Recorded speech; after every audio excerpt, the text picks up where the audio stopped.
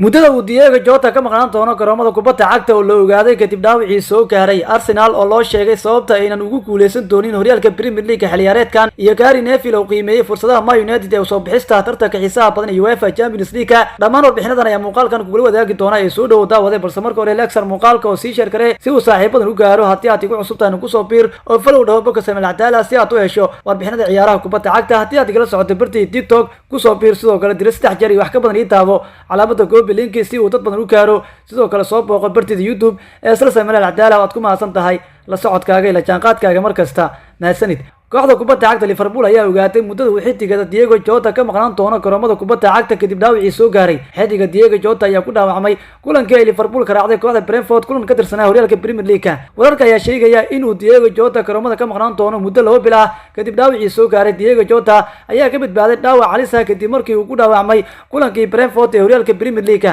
Jota ayaa ka maqnaan doona kooxdiisa Liverpool kulamo badan oo muhiim ah uguna horeeyo kulanka ay Chelsea la ciyaari doonaan finalka tartanka Carabao Cup ama EFL Cup-aha 25 bishan February dhinaca kale halyeeyga Liverpool John Barnes ayaa aaminsan in Arsenal aysan ahayn kuwa ku loolamaya horyaalka Premier League xilciyaareedkan waxaana uu ku adkaystay inuu yahay tartan laba faras ah oo u dhaxeeya kooxaha Manchester City iyo Liverpool kooxda Mikel Arteta ayaa sii wata bilowga wacan ee sanadkan cusub 2024 kadib markii ay 5 waxba ku xasuuqday kooxda Burnley iyagoo soo galay kaalinta labaad ee kala sareynta horyaalka Premier League guushii garoonka Turf Moor Arsenal ku soo gaartay ayaa timid toddobaad kadib markii ay Canaries 6 iyo waxba ay ku xasuuqday kooxda West Ham oo ay booqatay si kastaba haatee Barnes kuma qanacsanaha nashada horyaalka Premier League ee Arsenal kadib markii ay ku guuldareysteen inay kuulo badan ay gaaraan qaybtii dambe ee xilciyaareedkii hore oo sababtay in Manchester City ay qaato horyaalka Premier League City waa kooxda ugu cadcad ee horyaalka Premier League xilciyaareedkan ku guuleysan karta Liverpool ayaa saa kooxda labaad ayuu yiri laacibkii hore ee Liverpool John Barnes oo isagu sheegay in labadaasi kooxood ay yihiin kooxaha ku guuleysan kara horyaalka Premier League Arsenal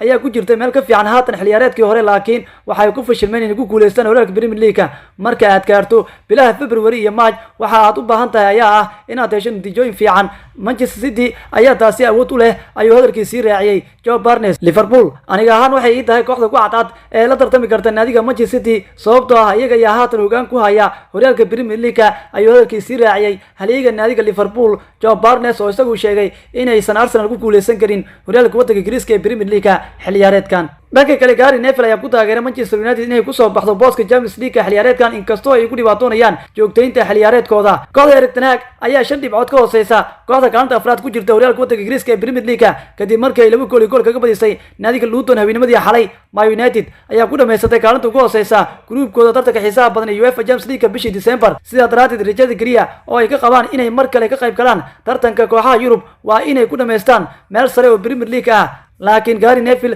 ayaa aaminsan inay wali sameyn karaan arrinkaasi way ku dhameysan karayaan booska Champions League loogu soo baxo taasi shaki kuma jirto marka aan eego qaab ciyaareedka Man United waxa aan aaminsanahay inay ku dhameysan karaan afarta ama booska shanaad ee horyaalka waddanka Ingiriiska ee Premier League ayuu hadalkiisii raaciyay laacibkii hore ee Manchester United Gary Neville oo isagu qaba in Manchester ay ka soo muuqan karto xilciyaareedka soo socda tartanka xiisaha badan ee UEFA Champions League